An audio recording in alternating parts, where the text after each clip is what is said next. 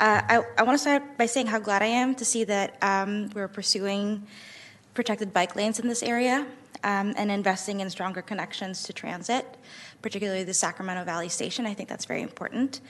It's absolutely critical for the long-term success of this part of the city and for the people who are going to who live, work, and travel to this part of the city. I also want to widen the lens a little bit.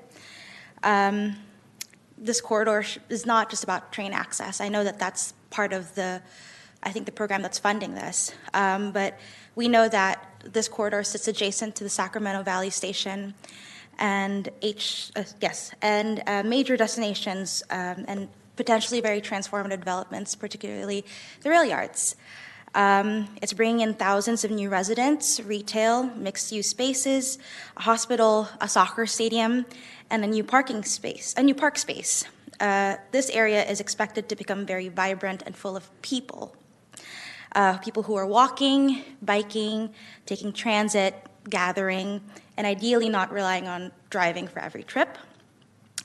We also have to acknowledge that in this area, this part of downtown has historically not been very accessible and safe for people using cars, outside of cars.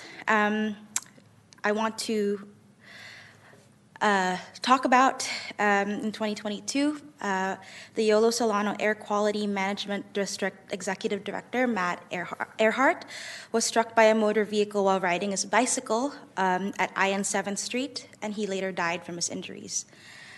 He passed away after the crash and not at the scene, so that means that this collision was recorded in the TIMS database as a level 3 injury.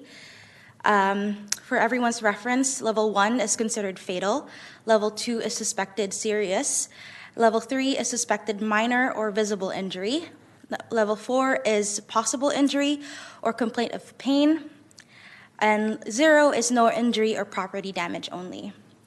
In this case, this man lost his life.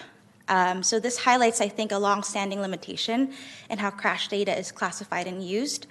The city relies on high injury network, so this relates to some of my comments from earlier, to prioritize our interventions. And so I think that approach is important and necessary, but there are fatal outcomes that are not captured as fatalities in the data set.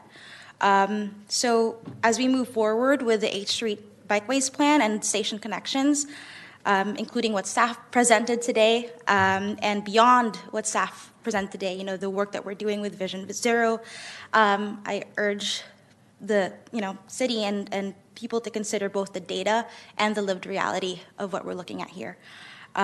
So all that said, I am glad to see these improvements coming, and I support it. Thank you. Thank you for those comments.